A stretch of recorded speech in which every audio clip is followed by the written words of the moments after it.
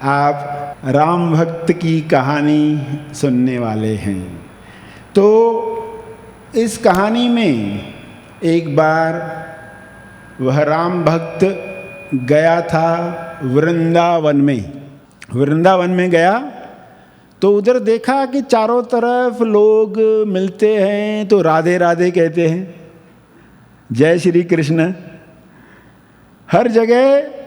इसके अलावा उसको कुछ सुनाई नहीं देता है। बड़ा परेशान हो गया, बोला यहाँ के तो पेड़ भी पत्ते भी सब राधे राधे बोल रहे हैं, जय श्री कृष्ण बोल रहे हैं, जय सिया राम कोई बोल ही नहीं रहा।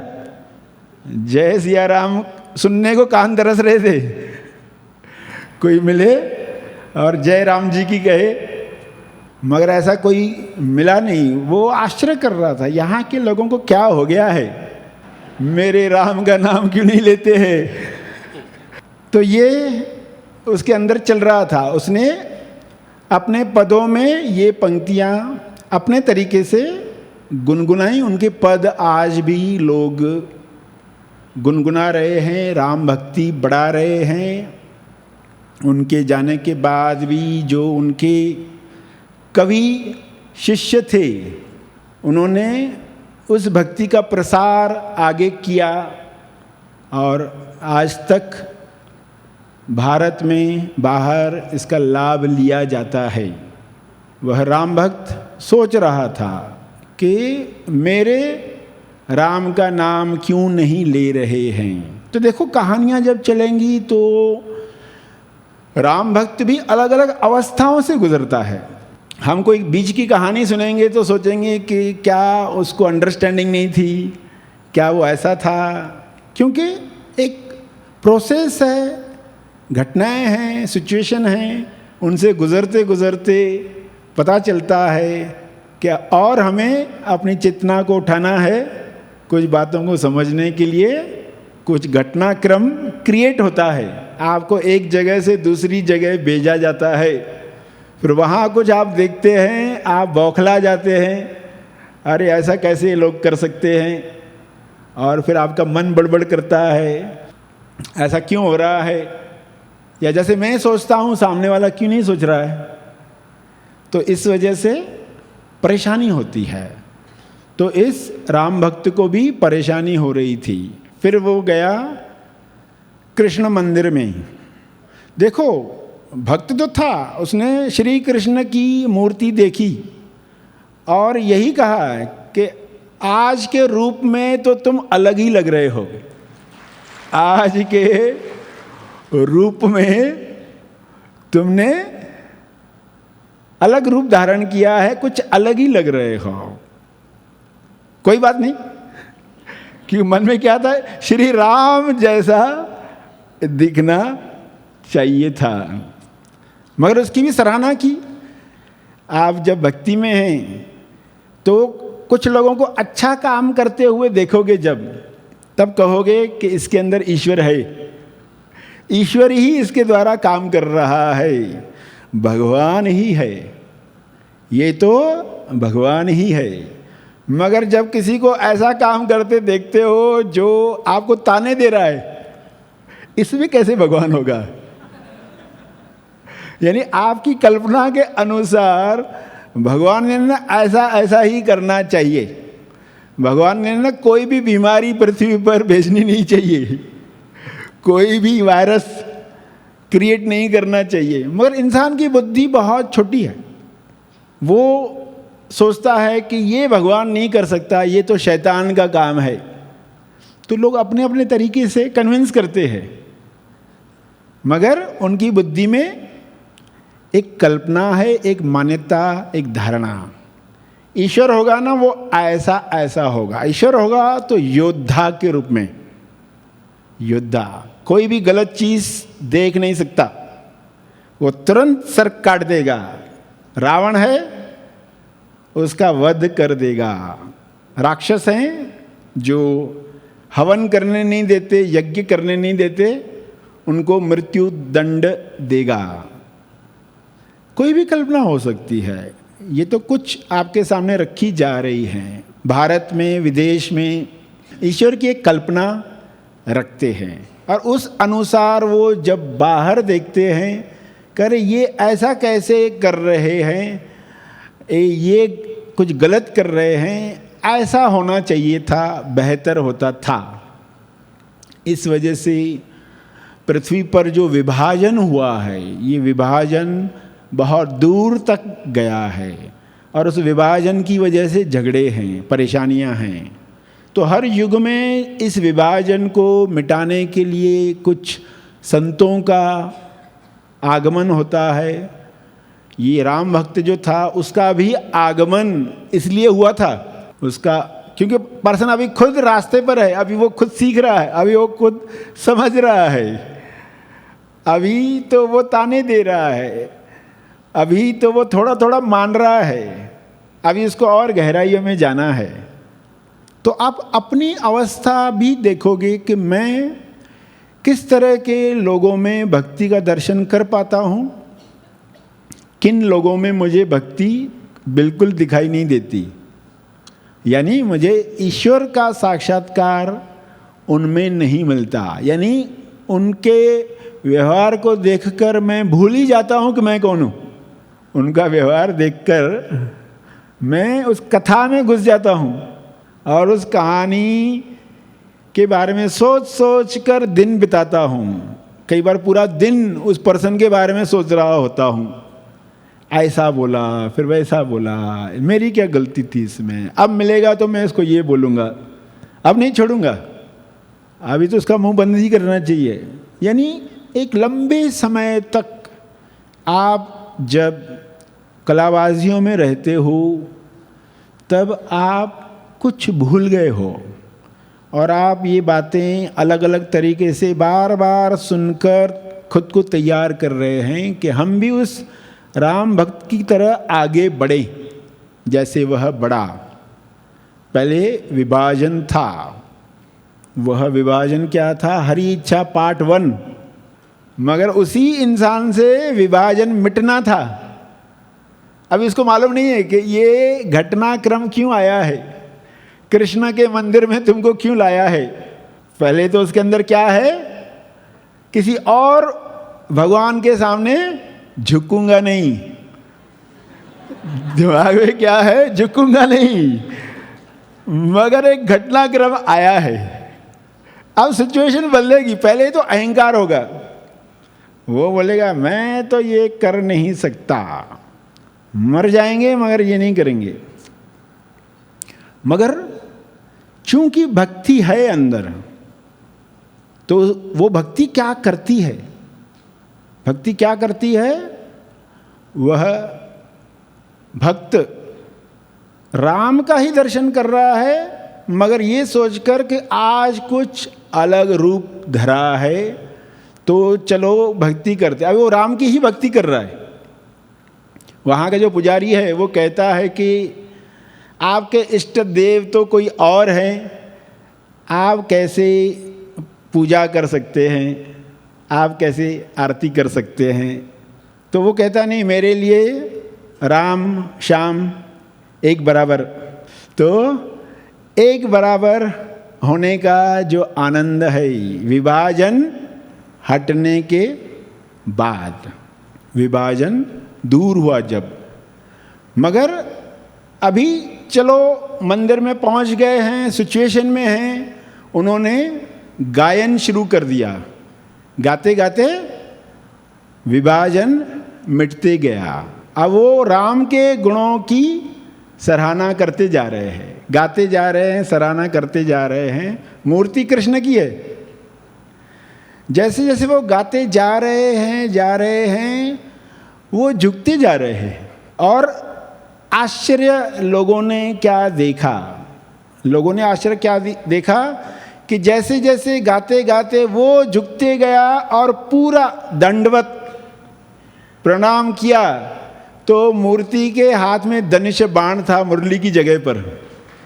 कई चीज़ें हमें पता नहीं होती, जब हम गाने लगेंगे तो क्या होगा। हृदय से जब पुकार उठेगी, प्रार्थना के पहले प्रार्थना करने वाले को भी पता नहीं था कि ये प्रार्थना करते करते हृदय तक पहुंच जाएंगे। पुकार ऐसी जगह से निकलेगी जहाँ से जवाब निकलते हैं, जहाँ से समाधान निकलते हैं। आप जिस परेशानी में हो उसका समाधान भी आपके अंदर है। बीच में परतें हैं जिनको हमें मिटाना होता है, और वो मिटाने के लिए भक्ति का सहारा भक्त लेता है। तो यहाँ ये गाते गाते कब वो भाव जग गए कि मूर्ति में परिवर्तन हो गया, यानी जैसी भावना वैसा ईश्वर का प्रतिसाद, जैसी भावना वैसा ईश्वर का प्रतिसाद।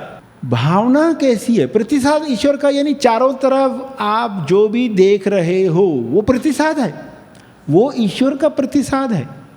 आप लोगों से मिलते हो, बातचीत करते हो, वे आपको क्या प्रतिसाद दे रहे हैं? ईश्वर का ही प्रतिसाद है। आपको चेक क्या करना है? मेरी भावना क्या है? मेरी भावना क्या है? ईश्वर बांसुरी बजाए, ईश्वर धनुष उठाए, ईश्वर ताने दे, ईश्वर सबक सिखाए, ईश्वर इंसाफ करे, आपकी भावना क्या है?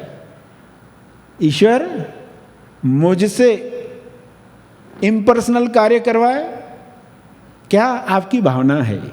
वैसा ही ईश्वर का प्रतिसाद आपको मिलता है।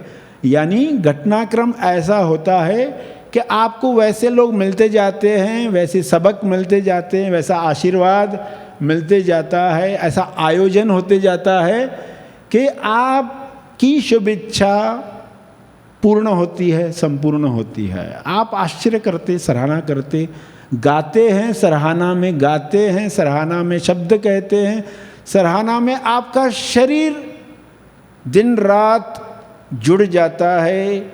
सेल्फ यही चाहता था, अमेस्वा में जागृत होकर वो अपनी ही लीला को जानना चाहता है, अपनी ही लीला का बखान करना चाहता है, अपनी ही लीला में जो रहस्य है वो खोलना चाहता है। और वो किसी न किसी शरीर को तैयार करके ये करते ही आया है और कर ही रहा है, और ज़्यादा संभावनाएं खोल रहा है, ज़्यादा से ज़्यादा लोगों में ये हो। और ऐसे आयोजन हो रहे हैं। जो पहले हुआ था उतना ही ईश्वर की इच्छा थी, ऐसा नहीं है। आज जो हो रहा है, आगे जो होने जा रहा है, अनंत तरीके से ईश्वर प्रतिसाद दे रहा है। क्या आप ईश्वर का प्रतिसाद पहचानने लगे हो? अगर भूल गए हो तो ऐसी कहानियों से आप याद करो। मूर्ति ने सचमुच धनुष बाण ले लिया था, क्या हुआ था? उस स्थान को आज भी लोग देखने जाते हैं जहाँ पर तुलसी राम दर्शन स्थल करके कहा जाता है उस मंदिर को, उस स्थान को।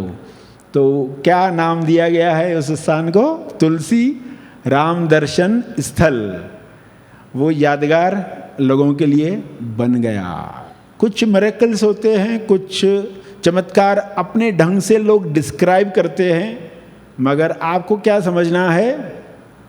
जैसी भावना वैसा ईश्वर का प्रतिसाद। और आपको कौन सा प्रतिसाद मिल रहा है? जो भी प्रतिसाद आपको लोगों से मिल रहा है, अगर आज आप दुखी हो लोगों के व्यवहार से, तो आपकी भावना वो क्रिएट कर रही है। किसी और पर दोष लगा ही नहीं सकते, किसी और पर दोष लगा ही नहीं सकते, क्योंकि आपकी भावना ने वो क्रिएट किया है। आप अपनी भावना बदलो, देखो प्रतिसाद बदल गया। ये चमत्कार आपको देखने हैं। कहानी सुन के हाँ अच्छी कहानी थी, मज़ा आया, वहाँ तक नहीं। ये चमत्कार मेरे जीवन में हो सकते हैं। आपकी भावना क्या है? सभी आनंद लें। ईश्वर तो यही चाहता है, सिर्फ व्यक्ति नहीं चाहता। व्यक्ति चाहता है मुझे कम आनंद मिलेगा चलेगा, मगर पड़ोसी को डबल आनंद नहीं मिलना चाहिए। मुझे कम आनंद मिला चलेगा, उसको डबल नहीं मिलना चाहिए। तो ये सोच है और सोच है अज्ञान की वजह से, सोच है अध्यान की वजह से, ध्यान न करने की वजह से सोच है, यानी जो जागृति न होने की वजह से, अध्यान की वजह से। बेहोशी है अहंकार की वजह से, ऐसी सोच है। ईगो बीच में आता है सुस्ती की वजह से, मुझे काम करना पड़ेगा, अगर मैं चाहता हूँ मेरे जीवन में चमत्कार हो तो मुझे काम करना पड़ेगा, भावना बदलने का काम करना पड़ेगा, और बहुत सुस्ती होती है, होता नहीं है। तो सब तरह के लोगों के लिए आयोजन किए गए। सुस्त लोगों को भक्ति कैसे मिले, चुस्त लोग वे बैलेंस कैसे करें, बैलेंस कैसे करें, अहंकारी लोग कैसे सत्व गुण का अहंकार कम करें। तो भक्ति, श्रवण, सेवा, इस त्रिकोण में सभी तरह के लोगों को समाविष्ट किया गया है, सभी लोग इसका लाभ ले पाएं। तमोगुणी हो, रजोगुणी हो, सत्वगुणी हो, सभी इन गुणों से, त्रिगुणी माया से बाहर आ पाएं। तो कहानी में आपने सुना जैसी भावना, और फिर ये चमत्कार देखने के बाद लोगों को समझ में आया कि ये विभाजन जो लोगों ने करके रखा हुआ है, राम और कृष्ण दो हैं। लोगों को क्या क्लियर हुआ, राम और कृष्ण एक बराबर। जब राम भक्तों की बात हो तब हनुमान जी के बाद जो सबसे पहला नाम जहन में आता है वह है गोस्वामी तुलसीदास जी का। वैसे तो संसार में अनेक भक्त हुए हैं, लेकिन जिन भक्तों ने अपने भक्तिभाव और समझ को लेखनी दी वे जनमानस के बीच सदैव के लिए अमर हो गए। तुलसीदास जी की कलम से राम भक्ति की ऐसी गंगा बही जिसमें डुबकी लगाकर लोग आज भी पावन हो रहे हैं। अगर किसी को राम को जानना, समझना हो, राम से प्रेम करना हो तो वह उन्हें गोस्वामी तुलसीदास जी की दृष्टि से देखे। उनकी दृष्टि में प्रेम का, भक्ति का ऐसा सागर मिलेगा कि देखने वाला स्वयं ही उसमें डूब जाएगा और डूबकर सिर्फ राम ही रह जाएगा।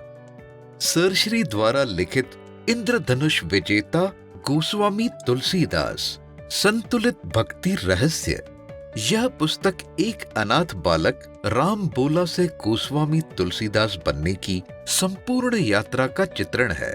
गोस्वामी तुलसीदास जी का जीवन चरित्र ऐसा है जिसमें जीवन के सारे आयाम देखने को मिलेंगे। इस ग्रंथ में तुलसीदास जी के अनुपम चरित्र के साथ आप जानेंगे भक्तों को भी विकार कैसे घेर सकते हैं, आसक्ति और प्रेम में क्या अंतर है, राम वास्तव में कौन है, हनुमान कौन है, ऐसी भक्ति कैसे पाएं जो राम से मिला दे, वासना, दुर्वासना, नवासना और उपासना में क्या अंतर है, क्या भक्ति के लिए संसार छोड़ना जरूरी है या संन्यास और संसार में संतुलन स्थापित किया जा सकता है। संसार में रहते हुए भी माया और राम दोनों को साथ में कैसे साधें। आइए इस ग्रंथ से हम महान भक्त कवि तुलसीदास जी के जीवन और रचनाओं के माध्यम से भक्ति और राम को समझने का प्रयास करें और मनुष्य जन्म को सफल करें। इस पुस्तक को ऑनलाइन ऑर्डर करने के लिए हमारी वेबसाइट है www.gethappythoughts.org या हमें 9011013210 इस नंबर पर कांटेक्ट करें। धन्यवाद। इस वीडियो को लाइक और शेयर जरूर करें। साथ ही अपने अभिप्राय हमें कमेंट करके जरूर बताएं। हमारे हैप्पी थॉट्स तेज ज्ञान और सर श्री तेज ज्ञान चैनल को आज ही सब्सक्राइब करें और लेटेस्ट अपडेट्स सबसे पहले पाने के लिए बेल आइकन को दबाएं। धन्यवाद।